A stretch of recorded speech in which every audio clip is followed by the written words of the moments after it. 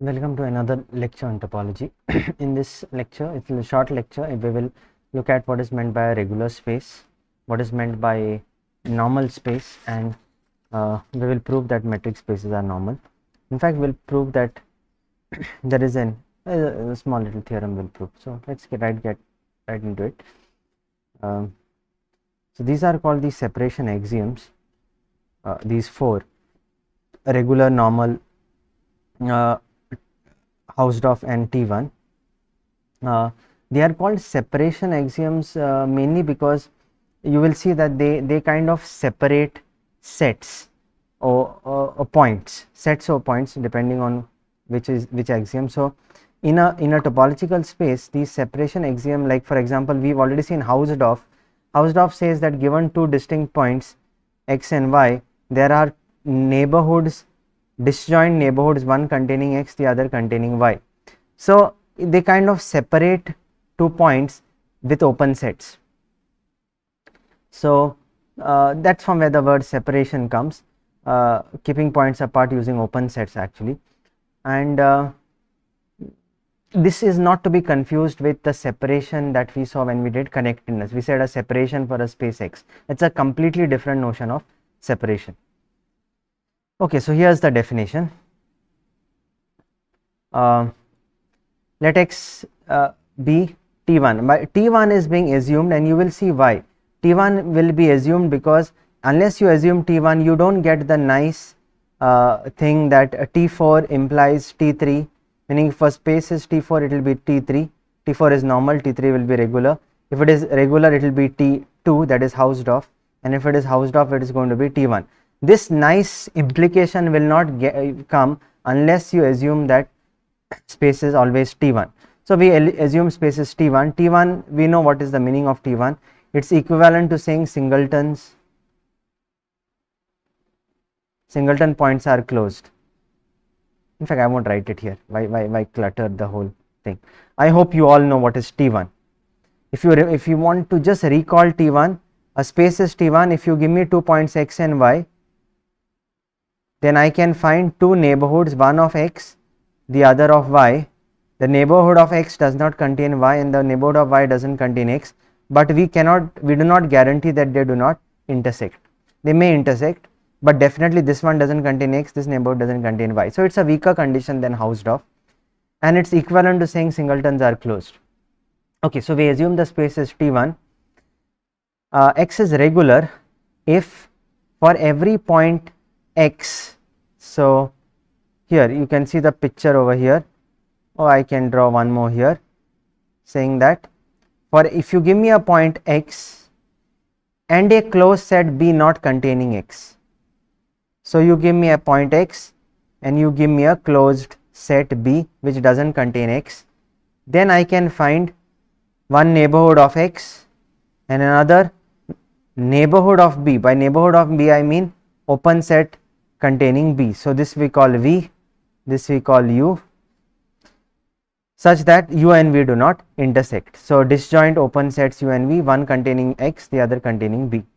What about normal? We say a space is normal if instead of having a point and a closed set, if we are given two closed sets. So if we are given two closed sets A and B, one closed set, another closed set, non-intersecting closed sets, then I can find one open set containing A which I call U, another open set containing B which I call V, which do not intersect. The two open sets do not intersect, disjoint open sets. Then we say the space is normal. Okay, but keep in mind, this is not the definition. The definition includes both for normal and regular. The definition includes T1. So the space has to be T1 and satisfy the condition. Now we have a result here. Every normal space is regular and every regular space is Hausdorff. SD Hausdorff space is T1. That's what I meant here. T1 implies T3 implies T2 implies T1. So how do we prove that? In the proof is trivial. I can just tell it to you. Keep in mind T1 is assumed in all cases. So singleton points are closed. singleton points are closed. Once you have assumed singleton points are closed, all this will follow, because you start with x is normal. X is normal means what? Given two closed sets, there is disjoint neighborhoods. Now you take one point x and you take one set B, closed set B. Well, singleton points are closed, so this also is closed, this singleton point. So actually you have two closed sets, one is B, one is singleton, and you can find two disjoint neighborhoods. So the definition of regular will be satisfied. Regular implies Hausdorff. That also is very easy to prove. Why?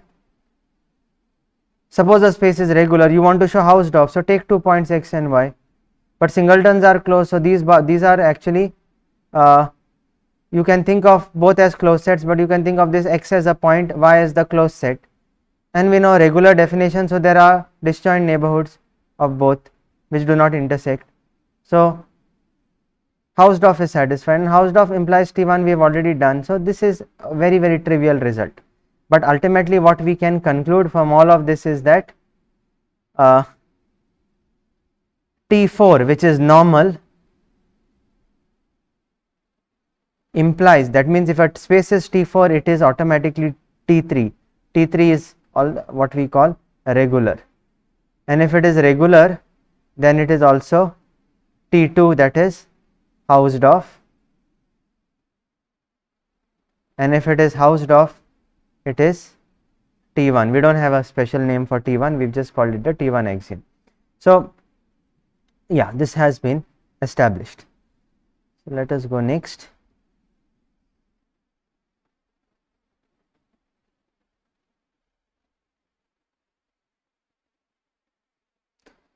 So to ensure that I have already mentioned to this, T1 condition is required, otherwise you can get into problems. For example, we have shown here, without T1 condition, look at this space. Take the space of 2 points AB with the indiscrete topology. So there are only two open sets here, null space and the whole space. This would be regular, because for regular you need a closed set and a point outside the closed set. Well, you will never get a closed set here and a point outside the closed set. So regular is vacuously true. But this is not Hausdorff, because if you take the 2 points A and B, these are two distinct points. You cannot find open set containing A and B which do not intersect. In fact, there is only one open set, that is the whole space. So here would be an example of a space which is regular but not Hausdorff. But you don't have to worry, because the moment you assume that it is T1, then this will not happen. You can see that. Okay, so we come to the final result now that we need to prove, and that is every metric space XD is normal. The first part I will look at here itself, maybe the second part we will do on a fresh page. So the first part is to establish that every metric space is T1. What this much is proving, what this part is doing is, every metric space is T1. In fact, we have, I think, proved that every metric space is Hausdorff, so it is automatically T1. You can even skip this whole part because it's already been done before, but it's so simple that I chose to do it again. T1 means what? You have to show singleton points are closed. So what do? Take a single point, say x, and oh sorry, not x, x naught. I'm sorry, we have taken singleton point x naught, this point here. I want to show this singleton point is closed. So take any point in its complement, say x. So I have taken x in what? X in the complement of x naught. So it is outside singleton x. If I can find a neighborhood which does not contain x naught, I am done. But it's a metric space, there is a distance between x and x naught, epsilon. So you can take epsilon by 2 if you want, or even if you take ball around x of radius epsilon, this ball, it does not contain x naught, because the distance here should be less than epsilon. The distance between these two is actually equal to epsilon. So it's quite clear that this ball is in the complement. This ball is in the complement of singleton x naught. So that means x minus singleton x naught is open, therefore singleton x naught is closed. I mean, it's very, very simple. So every metric spaces T1 has been established. Now we have to only show normal. So let me take a new page. So I have metric space X. I have already shown this is T1. So singleton points are closed. I have to show that this metric space is normal. So I'll pull in a picture from, oh, not this, 24.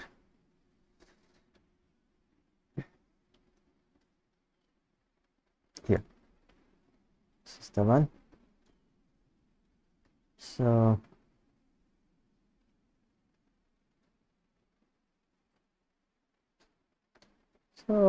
yeah, from to show it is normal, to show that X is normal, right? To show that X is normal. To show it is normal, I need to take closed set. So let A and B be disjoint closed sets.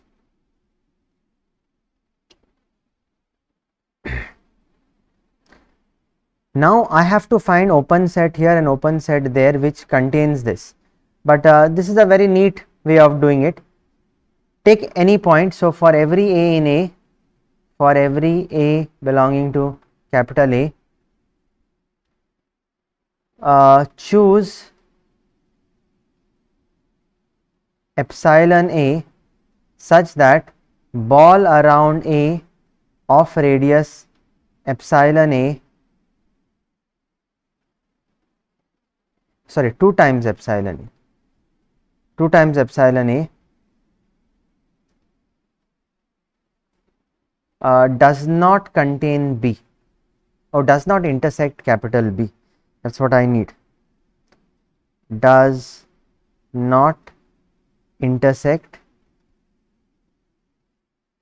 capital B. Now you'll say, why can I do that? Well, the reason I can do that is that capital B is closed, right? This is closed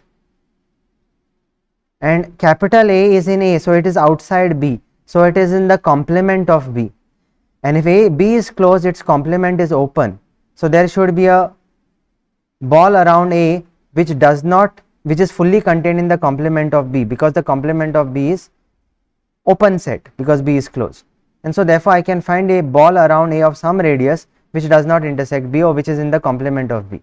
That's how I can find this epsilon E. Similarly, for every B, choose, so for every B belonging to capital B, choose epsilon B such that ball around B of 2 times epsilon B does not intersect A, okay, does not intersect A. And once I am done, my claim is that okay, so take U to be equal to union for all A belonging to A of such balls, what, not the twice radius ball, take ball around A of radius epsilon A, so half the half of the ball that you took which does not intersect, take this to be U and take V to be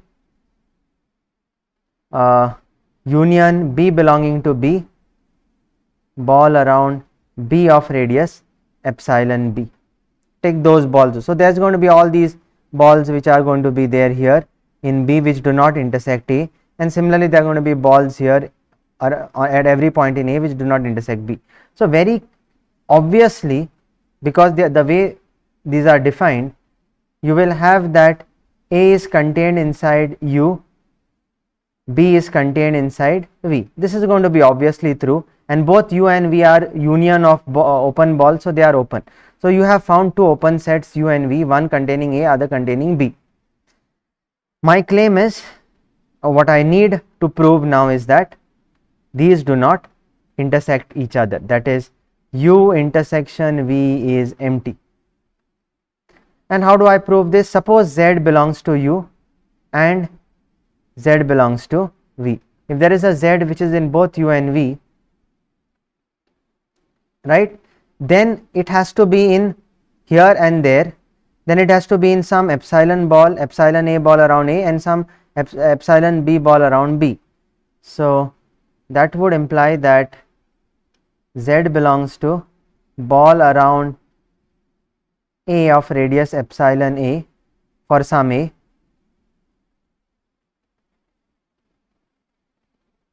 belonging to A, and Z belongs to ball around B of radius epsilon B for some B belonging to B. But then look at this distance between A and B.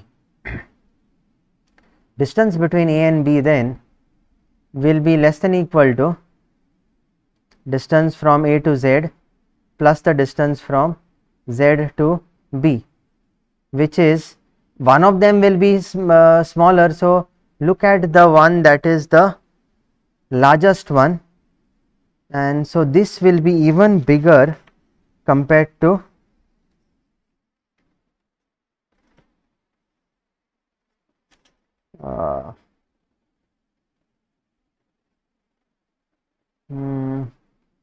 I think you should take the maximum, right? Yeah, I am sorry. So you should take the biggest among them. So I can say this is less than epsilon A plus epsilon B, which I say is even less compared to twice the bigger of the two. Let me say epsilon A, where epsilon A is the maximum among epsilon A and epsilon B, without loss of generality. I mean, if you want, whichever is the bigger one, you put it here. Let me just write epsilon A, and that will be a contradiction, because that means, this means that ball around A of radius 2 times epsilon A intersects B.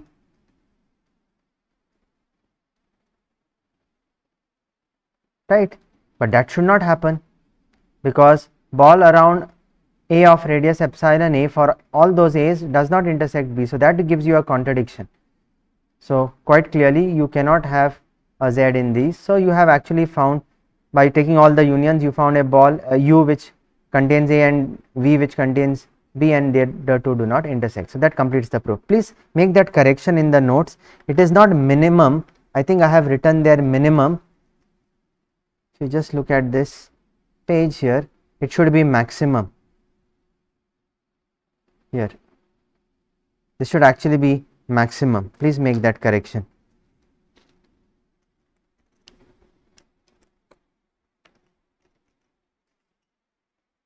Okay, because you want epsilon A to be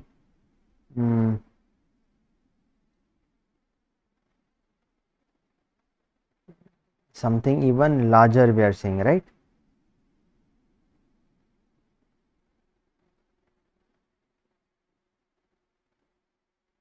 Yeah, it could be equal also. Yes, because if the two are equal, not strictly larger, larger and larger than or equal to.